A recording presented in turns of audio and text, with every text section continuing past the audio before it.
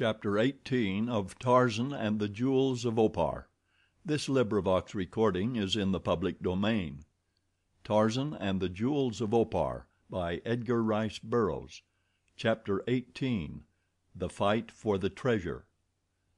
It was morning before Tarzan could bring himself to a realization of the possibility of failure of his quest, and even then he would only admit that success was but delayed. He would eat and sleep and then set forth again. The jungle was wide, but wide too were the experience and cunning of Tarzan. Taglat might travel far, but Tarzan would find him in the end, though he had to search every tree in the mighty forest. Soliloquizing thus, the ape man followed the spoor of Bara, the deer, the unfortunate upon which he had decided to satisfy his hunger. For half an hour the trail led the ape man toward the east along a well marked game path, when suddenly, to the stalker's astonishment, the quarry broke into sight, racing madly back along the narrow way straight toward the hunter. Tarzan, who had been following along the trail, leaped so quickly to the concealing verdure at the side that the deer was still unaware of the presence of an enemy in this direction, and while the animal was still some distance away the ape man swung into the lower branches of the tree which overhung the trail. There he crouched, a savage beast of prey, awaiting the coming of its victim. What had frightened the deer into so frantic a retreat Tarzan did not know. Numa, the lion, perhaps, or Sheeta, the panther; but whatsoever it was mattered little to Tarzan of the Apes. He was ready and willing to defend his kill against any other denizen of the jungle. If he were unable to do it by means of physical prowess, he had at his command another and a greater power, his shrewd intelligence. And so on came the running deer, straight into the jaws of death. The ape man turned so that his back was toward the approaching animal. He poised with bent knees upon the gently swaying limb above the trail, timing with keen ears the nearing hoofbeats of frightened Bara. In a moment the victim flashed beneath the limb, and at the same instant the ape man above sprang out and down upon its back. The weight of the man's body carried the deer to the ground. It stumbled forward once in a futile effort to rise, and then mighty muscles dragged its head far back, gave the neck a vicious wrench, and Bara was dead. Quick had been the killing, and equally quick were the ape man's subsequent actions, for who might know what manner of killer pursued Bara, or how close at hand he might be? Scarce had the neck of the victim snapped than the carcass was hanging over one of Tarzan's broad shoulders, and an instant later the ape man was perched once more among the lower branches of a tree above the trail, his keen, gray eyes scanning the pathway down which the deer had fled. Nor was it long before the cause of Bara's fright became evident to Tarzan, for presently came the unmistakable sounds of approaching horsemen. Dragging his kill after him, the ape man ascended to the middle terrace, and settling himself comfortably in the crotch of a tree, where he could still view the trail beneath, cut a juicy steak from the deer's loin, and burying his strong white teeth in the hot flesh, proceeded to enjoy the fruits of his prowess and his cunning. Nor did he neglect the trail beneath while he satisfied his hunger. His sharp eyes saw the muzzle of the leading horse as it came into view around a bend in the tortuous trail, and one by one they scrutinized the riders as they passed beneath him in single file. Among them came one whom Tarzan recognized, but so schooled was the ape man in the control of his emotions that no slightest change of expression, much less any hysterical demonstration that might have revealed his presence, betrayed the fact of his inward excitement. Beneath him, as unconscious of his presence as were the Abyssinians before and behind him, rode Albert Werper, while the ape man scrutinized the Belgian for some sign of the pouch which he had stolen. As the Abyssinians rode toward the south, a giant figure hovered ever upon their trail, a huge, almost naked white man, who carried the bloody carcass of a deer upon his shoulders, for Tarzan knew that he might not have another opportunity to hunt for some time if he were to follow the Belgian. To endeavor to snatch him from the midst of the armed horsemen, not even Tarzan would attempt, other than in the last extremity, for the way of the wild is the way of caution and cunning, unless they be aroused to rashness by pain or anger. So the Abyssinians and the Belgian marched southward, and Tarzan of the Apes swung silently after them through the swaying branches of the middle terrace.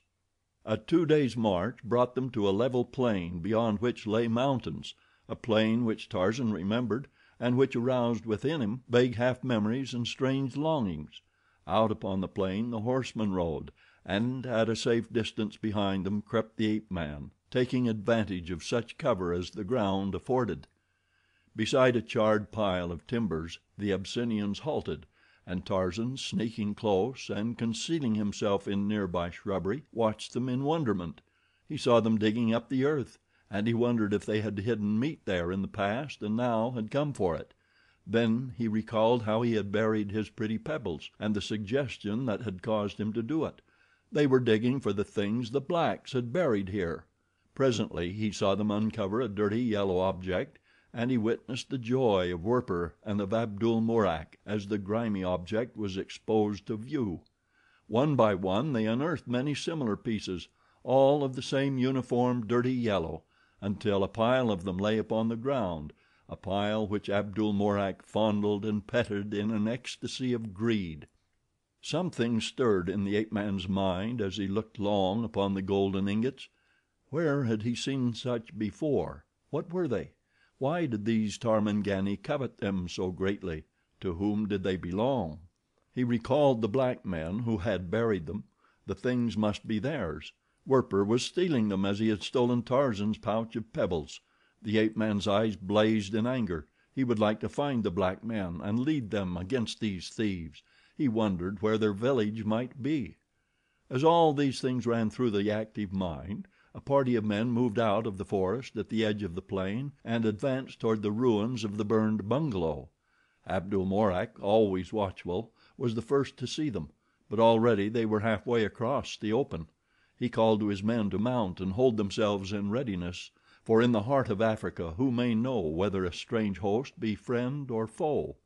Werper, swinging into his saddle, fastened his eyes upon the newcomers. Then, white and trembling, he turned toward Abdul Mourak. "It is Achmet Zek and his raiders," he whispered. "They are come for the gold." It must have been at about the same instant that Achmet Zek discovered the pile of yellow ingots and realized the actuality of what he had already feared since first his eyes had alighted upon the party beside the ruins of the Englishman's bungalow. Someone had forestalled him. Another had come for the treasure ahead of him. The Arab was crazed by rage. Recently everything had gone against him. He had lost the jewels, the Belgian, and for the second time he had lost the Englishwoman. Now someone had come to rob him of this treasure which he had thought as safe from disturbance here as though it never had been mined. He cared not whom the thieves might be. They would not give up the gold without a battle, of that he was certain. And with a wild whoop and command to his followers, Achmet Zek put spurs to his horse and dashed down upon the Abyssinians, and after him, waving their long guns above their heads, yelling and cursing, came his motley horde of cutthroat followers. The men of Abdul Mourak met them with a volley which emptied a few saddles, and then the raiders were among them, and sword, pistol, and musket each was doing its most hideous and bloody work. Achmet Zek, spying Werper at the first charge, bore down upon the Belgian, and the latter, terrified by contemplation of the fate he deserved, turned his horse's head and dashed madly away in an effort to escape. Shouting to a lieutenant to take command, and urging him, upon pain of death, to dispatch the Abyssinians and bring the gold back to his camp, Achmet Zek set off across the plain in pursuit of the Belgian, his wicked nature unable to forego the pleasures of revenge, even at the risk of sacrificing the treasure. As the pursued and the pursuer raced madly toward the distant forest, the battle behind them raged with bloody savageness.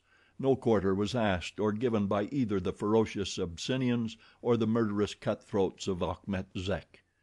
From the concealment of the shrubbery, Tarzan watched the sanguinary conflict which so effectually surrounded him that he found no loophole through which he might escape to follow Werper and the Arab chief.